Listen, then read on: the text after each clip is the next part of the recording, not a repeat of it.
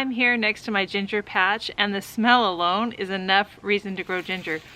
It smells so good. Believe it or not, ginger is super easy to grow, especially if you live in a hot climate. In today's video, I'll share all my best tips for growing ginger, and I'll give you a few extra tips if you live in a cool climate, and some different tips if you live in a warm climate. Stay tuned to the end, and I'll give you a few bonus tips for growing turmeric. If we haven't met before, my name's Angela from Growing in the Garden, and I love to share garden inspiration and helpful tips so you can be successful growing your own garden. The first thing to know about ginger is it needs a long growing season to grow well. About 10 months is how long it takes to produce a nice harvest of ginger. If you live somewhere where it's nice and warm, that may not be a problem. In cooler climates, zone 7 and below, you're going to have to pre-sprout indoors. I'll give you some tips on that in a minute. Ginger grows from rhizomes planted in the earth. It sends out these bamboo-like shoots while the rhizomes are developing below ground. Ginger is grown from rhizomes, ginger that you plant underground. You can order seed ginger, or you can look for organic ginger at the grocery store or farmer's market. Look for light-colored, thin-skinned organic ginger that is plump and firm with several bumpy nodules. Those nodules are where the ginger is going to begin growing. Cut or break those rhizomes into 2 or 3 inch pieces, and you want each of those pieces to have 2 or 3 nodules. You want them to be nice and plump. Don't cut your pieces too small. Let those cuts heal and kind of dry over before you plant to keep them from rotting. Once your pieces are ready to plant them about 2 inches deep and about 6 to 8 inches apart. For square foot gardening, plant 4 pieces per square. If you live in a warm climate with a long growing season, you can plant ginger directly in the garden when it begins to warm up in the spring, and you should see sprouts begin to appear within a couple of weeks. If you live in a cooler climate, about 10 months before your first fall frost date, count that back. Start your ginger inside by planting it in pots and pre-sprouting it. Put them 2 inches deep in small pots on heat mats. Keep warm and slightly moist, but not too wet or it will rot.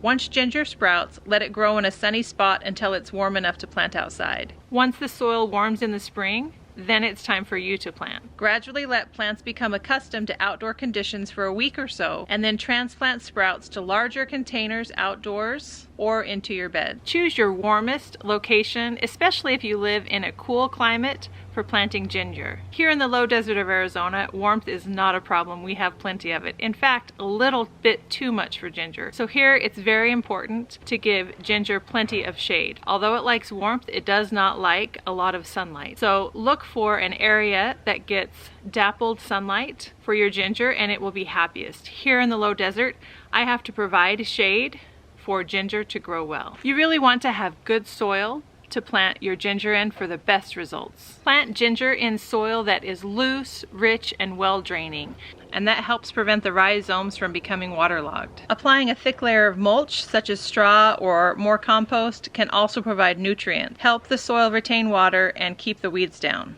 So let's talk about watering. It's important to water your ginger well. You don't want to let it dry out, but at the same time, ginger does not like to be soggy. That's why well-draining soil is so important. Allow that soil to dry out a little bit between waterings, but give ginger regular water as it grows. As temperatures begin to cool, cut back on the watering. Ginger will need less water as temperatures cool. Luckily, ginger is one of those crops that has very few pests or diseases. If your soil is less than ideal or the ginger is not growing well, you can feed ginger with organic fertilizer or some type of fish emulsion or seaweed emulsion every few weeks during the growing season. While the ginger is growing, you can also add an additional inch or 2 of compost as the sprouts form to hill up the ginger, similar to growing potatoes, to help that ginger grow and develop even more. As the days get cooler and shorter, ginger will begin to go dormant. Its growth will slow down and its leaves will begin to turn yellow. Here are a few tips for growing and harvesting ginger if you live in a warm climate. You can harvest ginger all at once. When the leaves begin to yellow and die back, dig down and carefully harvest your rhizomes.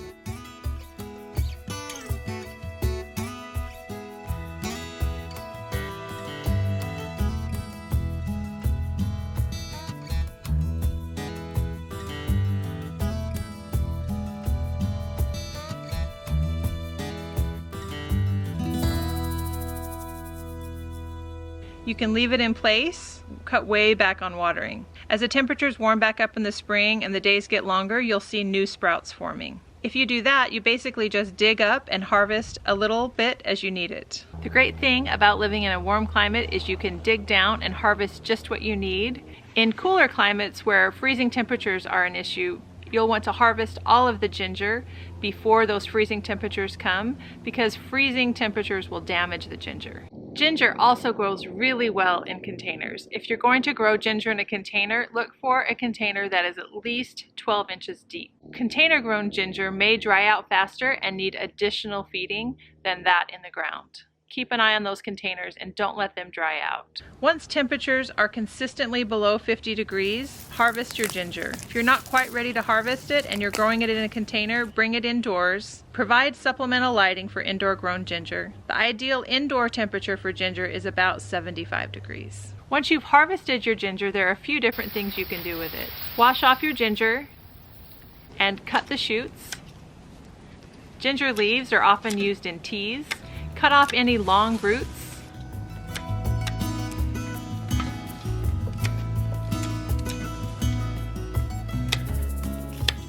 There are a few different options for storing ginger. Ginger keeps for about a month in the refrigerator if you store it in a sealable plastic sack. If you want to store ginger longer, there are a few ways to do it. Peel and slice the ginger and dehydrate it.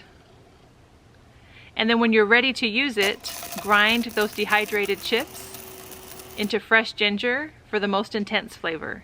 Ginger stored that way will last about a year. You can also just pop ginger in your freezer in a freezer bag and then peel and grate the frozen ginger as needed. Another really easy way to use ginger is to peel the ginger and then process it in your food processor, add a little bit of water, and then freeze that pulp in ice cube trays or herb trays. Defrost one of those individual portions as needed. Ginger can last for up to about a year when stored in the freezer. Now that you've learned how to grow ginger, believe it or not, you also know how to grow turmeric. Turmeric and ginger's growing, planting, harvesting, and storing needs are almost identical. Ginger and turmeric are great companions and do really well planted next to each other. The one thing to be aware of when you are planting turmeric is it can take a little bit longer to sprout than ginger.